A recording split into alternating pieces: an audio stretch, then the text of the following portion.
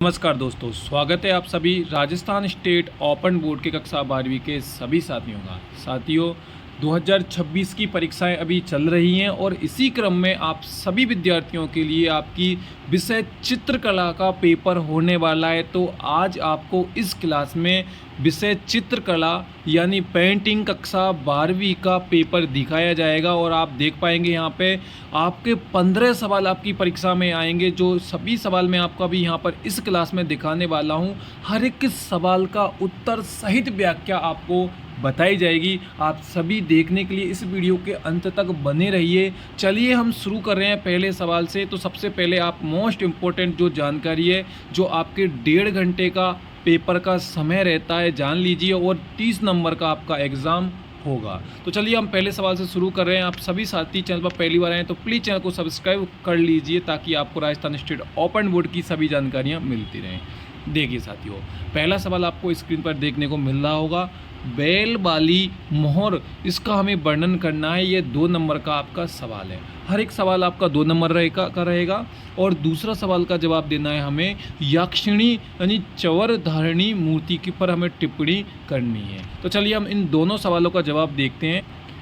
आपको स्क्रीन पर दिखाई दे रहा होगा, यहाँ पे दोनों सवालों के जवाब आपको दिख रहे हैं। जो बैल वाली मोहर है, इसका वर्णन आप देखिए। ये सिंधु घाटी सभ्यता का एक प्रसिद्ध मोहर है। ये एक कुबड़ वाले बैल का अत्यंत सजीव चित्रण है। बैल के शरीर की बनावट और मांसपेशियां कुशलता दिखाई गई है। इसके ऊपर की ओर कुछ लिपि में अक्षर खुदे हुए हैं।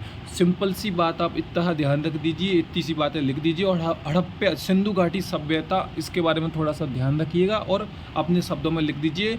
आपको पूरे 2 नंबर मिल जाएंगे। दूसरा जो अक्षिणी का बारे में हमें बताना है, ये मूर्ति है मौर्य कालीन कला की एक उत्कृष्ट नमूना है जो दीदारगंज से प्राप्त हुई। यह मूर्ति चुनर के बलुआ पत्थर से बनी है। इस पर मौर्यकालीन विशेष चमक यानी पॉलिश की गई है। ये अक्षिणी के हाथ पर चमर यानी मक्की जलने वाला है। ये आपके दूसरे सवाल का जवाब है। चलिए हम देखते हैं तीसरे सवाल को। देखिए, तीसरा सवाल आपके सामने अजंता की जो गुफा के बारे में चित्रकार में क्या करना है भाई, पद्धति को समझाना है। और चौथा सवाल है आपको कांडार्य महादेव के जो मंदिर है उसका वर्णन करना है। और 5वां सवाल है आपका डोकरा कांस्य मूर्ति के बारे में हमें कुछ लिखना है। तो चलिए इन सब तीनों सवालों के जवाब को हम देखते हैं विस्तार।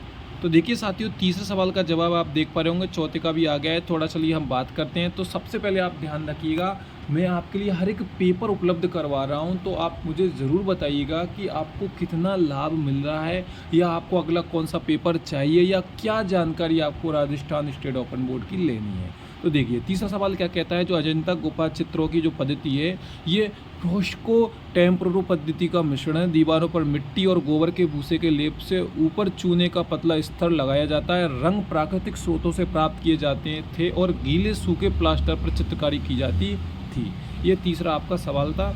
चौथा है जो हमें कांडरिया महादेव मंदिर के बारे में लिखना है। ये खजुराहो का सबसे विशाल और भव्य मंदिर है, जिसे चंदेल राजाओं ने बनवाया था। नागर शैली में निर्मित है। इसका जो शिखर है बहुत ऊंचा है और बाहरी दीवारों पर देवी देवताओं की और अप्सराओं की सुंदर मूर्तियों का उत्कीर्ण कार्य हुआ है। देखिए 5वां जो डोकरा कांस्य मूर्ति है, ये लॉस्ट वैक्स लुप्त मोम पद्धति से बनाई वाली जो आदिवासी धातु कला है। इसमें मिट्टी के सांचे और मोम का उपयोग करके कांसे की मूर्तियों में ढाली जाती हैं। इसका जो मुख्य रूप से ये कहाँ की है भाई, छत्तीसगढ़ और बंगाल की जनजातीय क्षेत्रों में ये प्रसिद्ध हैं। तो ये था आपका 5वां सवाल का जवाब। चलिए हम देखते हैं अगले और सवालों को भी। देखिए छठा 7वां देखिए आपको सवाल दिख रहा होगा।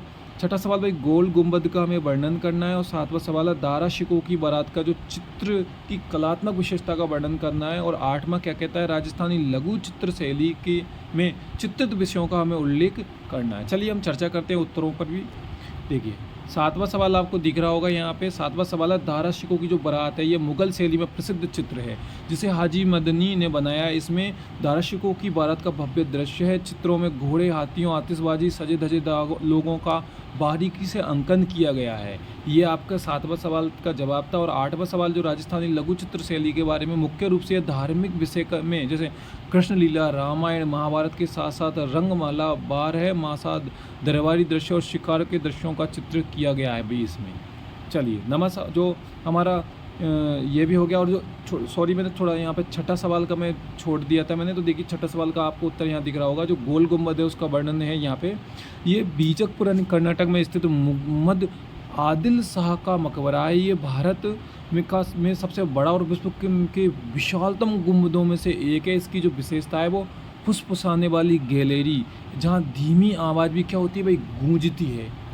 अब आप गुम्बद के बारे में आप स्वयं समझ सकते हो भाई, आवाज़ गूंजती नहीं गूंजती, तो आप थोड़ा विस्तार से लिख दीजिए, आपको पूरे नंबर मिलेंगे। चलिए अगले सवालों को हम देखेंगे। देखिए अब नवा सवाल क्या कहता है भाई, राधा की प्रतीक्षा में कृष्ण चित्र में क्या दर्शाया गया है। तंजौर चित्र शैली का संक्षिप्त हमें परिचय देना है, और कंपनी शैली का जो पंची चित्र की तकनीकों को हमें समझाना है। यानी नमा 10वें 11वें सवाल के जवाबों को हम देखते हैं। देखिए नमा सवाल का जवाब आपको यहाँ देखने को मिल गया होगा। 10वां भी आपके सामने और 11वां भी आपके सामने। जो हम इस चित्र के बारे में क्या है भाई, भगवान कृष्ण को यमुना नदी के किनारे कुंजों में व्याकुलता से राधा की प्रतीक्षा करते हुए दर्शाया गया है। यह चित्र प्रेम विरह की भावनाओं का प्रतीक के माध्यम से व्यक्त करता है। जो तंदौर चित्र शैली है, यह दक्षिण भारतीय तमिलनाडु की शास्त्रीय शैली है, जिसमें चित्रों को सजाने के लिए असली सोने की पत्तियों और कीमती पत्थरों का उपयोग किया जाता है। मुख्य रूप से इसमें भगवान कृष्ण व अन्य देवताओं को चित्र बनाए जाते हैं। और 11वां क्या कहता है भाई, इस शैली में भारतीय विषयों को यूरोपीय तकनीकी के साथ चित्रित किया गया है। इसमें जल रंगों का उपयोग करके पक्षियों के पंखों, उनकी बनावटों को बहुत बारीकी के साथ और वास्तविकता के साथ दिखाया गया है। ये आपके तीनों सवालों का है, स्क्रीनशॉट ले लीजिए। चलिए अगले और सवालों को देखते हैं। देखिए आप भाई, अंतिम सवाल आपके आ गए हैं यहाँ पे, आप देख पा रहे होंगे भाई। 12वां सवाल क्या है भाई, चित्रकार जामिनी राय की कला का संक्षिप्त टिप्पणी करना है। और दुल्हन संग्रह जो चित्रकार है उसका परिचय देती है, उसकी चित्र जो कला है उसका हमें विशेषता बतानी है। लोक कला किसे कहते हैं इसके बारे में थोड़ा हम चर्चा करेंगे। और जो 15वां सवाल आपका है उसके बारे में भी हम चर्चा कर रहे हैं, लोक कला की सामग्री व चित्रण का पद्धति का वर्णन करना है। चलिए हम 12वें से 15वें तक के और इस पेपर के अंतिम 4 सवालों का जवाब देख लेते हैं। देखिए 12वां सवाल आपके सामने आपको देखने को मिल रहा होगा। 12वां सवाल क्या है भाई, जामिनी राय की कला। जो जामिनी राय आधुनिक भारतीय चित्रकार थे, जिन्होंने बंगाल की कालीघाट लोक कला प्रणाली, उनकी कला में गहरे रंग, मोटी रेखाओं और सरल आकारों का प्रयोग हुआ है। उन्होंने ग्रामीण और लोक जीवन को अपनी जीवन शैली का आधार बनाया है। और 13वां क्या है भाई, दुल्हन संग्रह क्या है भाई, इसकी जो चित्रकला है वो अमृता शेरगिल है। और इसकी विशेषता क्या है भाई, इसमें भारतीय ग्रामीण महिलाओं के जीवन की सादगी और उदासी को दिखाया गया है। रंगों का चयन इसमें लाल, हरा, भूरा है और मिट्टी से जुड़ा हुआ लगता है।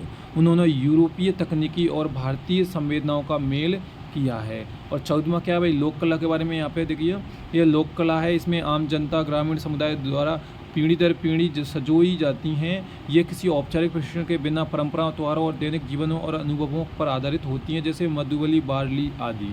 और इनको आप अपने हिसाब से भी लिख सकते हो। और अंतिम सवाल का जो जवाब आप देखने को मिल रहा है इसका आप स्क्रीनशॉट भी ले लीजिए, लोक कला की जो सामग्री और पद्धति क्या है।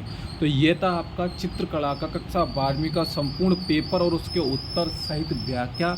अगर आपको कोई डाउट है और अगला पेपर चाहिए, प्रैक्टिकल फाइल चाहिए, तो कमेंट कर दीजिए। आपके साथ हूँ मैं। धन्यवाद।